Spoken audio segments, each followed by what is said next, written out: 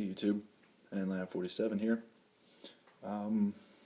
About 3 years ago or so, I posted a video on my Delton DT Sport. And it was probably a little bit too early to post that video, but I did it anyway because I wanted to.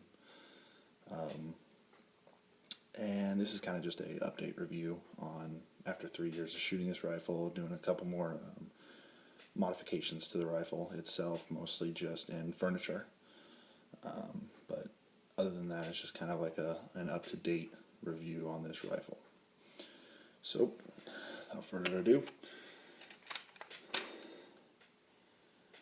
there she is. Basically the same rifle. You wouldn't even know it either. Obviously, I decided to go the route of the Magpul furniture gear. Now, when I bought this rifle, of course, it was just a stock AR-15, stock buttstock, stock handguard. I can't speak tonight. And honestly, the internal components are all the same except for 2 items. And because those 2 items failed on me, because I have put a lot of ammunition through this rifle already, and actually did a little bit of calculations, I probably have about 3,000 rounds to this rifle now. Of course, after the ammo ban of 2013, the shooting kind of slowed down quite a bit. But after that, it picked up a lot, and I've had a lot of fun with this rifle. And believe it or not, I actually get quite a bit of people saying that this is a very nice rifle for under $700. And overall, after furniture wear, I probably have about $850 into this rifle right now. And as of today, it has worked flawlessly for me. I would not recommend a better starter AR-15. Of course, even still to this day, this is the only AR-15 I own. And it's never leaving me. I will own this rifle to the day I die. I will not sell it. I will not get rid of it. So, other than the cosmetics, the only 2 pieces that I have ever changed on this rifle were the buffer can't say anything tonight, were the buffer and the buffer spring. The reason for that is approximately after about 1,000 rounds, my buffer actually gave out and completely shattered the stock Delton buffer. So, went out and just bought another. I can't remember what brand it was. It was some cheapo brand. And it came with a spring kit as well. So I got a buffer and a buffer spring. That only lasted me about 500 rounds. After that, I decided to go back onto the I am so sorry. I went onto the Delton website and just purchased a spring and a new buffer. Just a standard weight carbine buffer. And I haven't replaced it since. It is getting a little bit rough, so I will probably need to replace that here again soon. Other than that, again, cosmetics, that's all that I've done to it. But the all MOE furniture, I also bought a lot of PMags. I have both, they're all Gen 2s, both tan and black and your standard Gen 2 mags. And then I've also got a couple black window mags. Honestly, I'm not really thrilled about those. I don't see the point in buying those because I don't know anybody that's going to cancer their rifle and look over and see how many rounds they have left.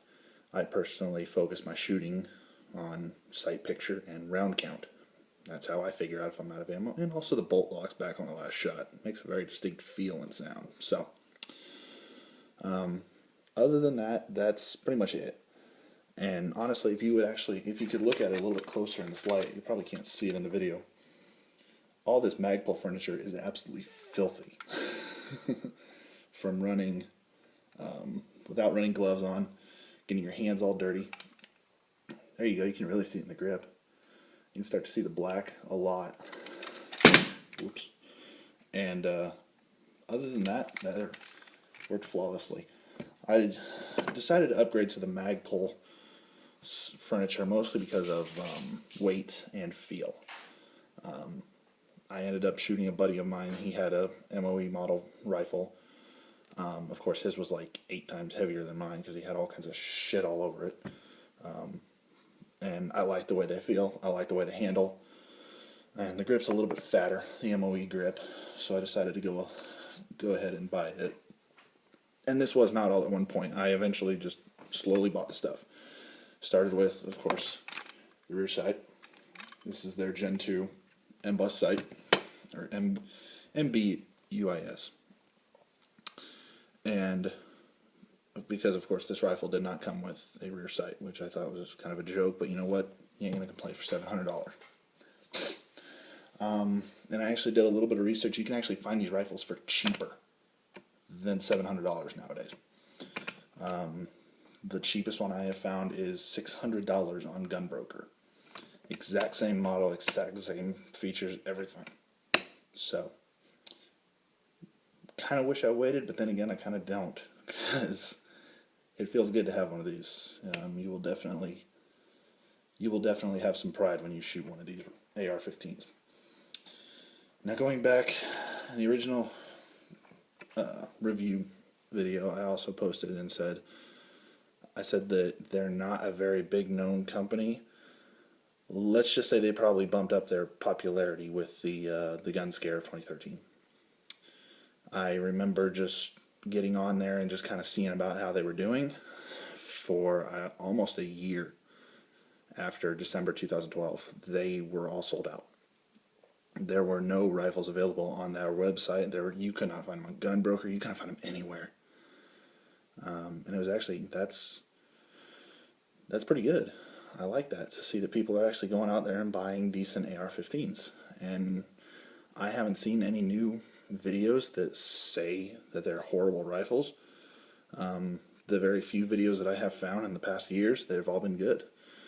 Now, of course, most of your guys are actually going to be looking into more of like your Echo 316 models and such, because they're they've got the heavier barrels, the M4 profile barrels. And actually, I'm going to bring that up here also. This, of course, is their sport model, which has a very thin pencil barrel. It's a 1-9 twist, standard twist for a 5.56 NATO barrel. And actually, that barrel is not that bad. It does overheat if you do rapid fire successions, of course. And I've never shot this rifle out past 100 yards. So I couldn't tell you what the accuracy was at long range, because this is not made to be a long range rifle. This is a AR-15 carbine, for Christ's sake. This is to be a CQB mid-range.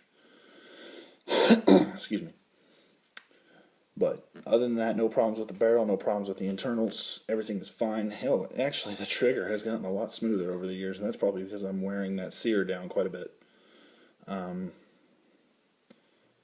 Overall, the trigger itself is still good. I've gotten accustomed to shooting that rough trigger, so it's not a big deal to me anymore. So yeah, overall, and of course my pride and joy, I had to make it pretty somehow. It's starting to wear off, as you can see, over the years, but I did kind of fancy it up a little bit. I decided to go with the actual DTI colors. The colors are black, white, and yellow. So they're kind of cool. It's kind of nice. I did the fire and safe sections on both sides. It does add a little bit of kind of coolness to it. And of course the DTI logo. And I actually have gotten, believe it or not, people actually notice that kind of stuff. They said, we were expecting that because the safe popped out, but the yellow is a little bit darker, and people have come up to me and said, we thought that was going to be red, or you just left it alone, and that's actually kind of cool how you've integrated the yellow into it. So, but overall, it's a great rifle, and I would still to this day highly recommend it. Granted, you're going to have, of course, your standard stuff that's going to fail eventually, buffer spring. Other than that, everything is still stock in this rifle. The barrel, the front sight, the gas tube, the bolt carrier, the bolt, the extractor, the trigger, everything, every single pin in this rifle is exactly the way I bought it 3 years ago. Actually, it'll be 3 years in, oh no, we actually hit our three-year mark last month. So, overall, great rifle. I know this is kind of a dorky, out of whack video, but I just kind of wanted to throw out there that Delton does not make bad rifles, and I wanted people to know that. And you still don't see them out there anymore, especially the sport models. You know, everybody takes it into granted that because it has that thin profile barrel that it sucks. I'm still getting great groups out of this rifle, 3 years with the same barrel. You know, the rifling is still the same.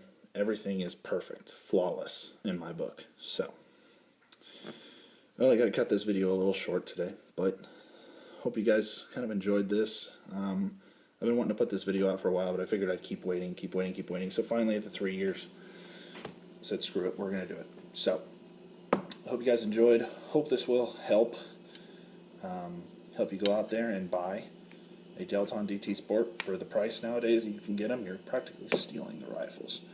It'll get you a great AR-15 starter, and you will not regret it. I promise you that. You will not regret it. So, hope you enjoyed the video. Thanks for watching. See you next video.